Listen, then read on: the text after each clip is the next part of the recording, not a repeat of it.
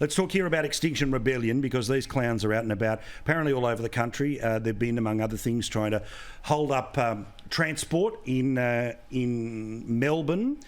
Here's some of the nonsense that took place there in the past couple of days. Look, I don't quite understand what the high priestess of climate is there to describe, and everyone falling over because of climate change, because of course they've all died. Supposedly that images that you've seen are coming out of Perth as well.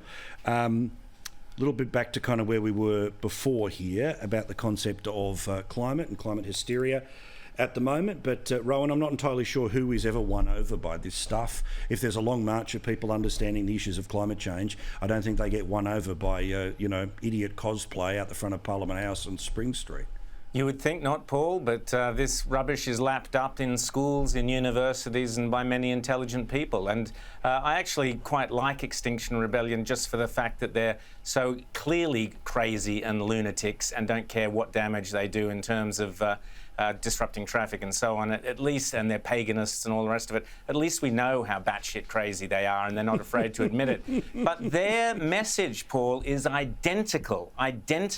The thinking and the ideology is identical to that of every climate change aficionado, whether it's the New South Wales Minister for Energy, whether it's the Labor Party in toto, whoever it is who is espousing climate change alarmism, from Prince Charles to Greta Thunberg to the teacher in the local kindergarten school down the road here in Ryde. They are equally as batshit crazy as those people in the red robes and the dead people on the streets. And it's time sensible, common sense Australians started to call this rubbish out, because it is distracting, it is terrifying children. It is terrifying a generation of children that they're all going to be doomed and they're all going to be dying, rather than getting on with what Pauline, I hope, will tell us about, which is the Bradfield scheme, which is what we should be doing with our money, rather than building windmills and rubbish. All right, well, I don't know. Did you guys talk before? Because he's pumped you up about the Bradfield scheme here, Pauline. But obviously, when a lot of water is falling... you know how...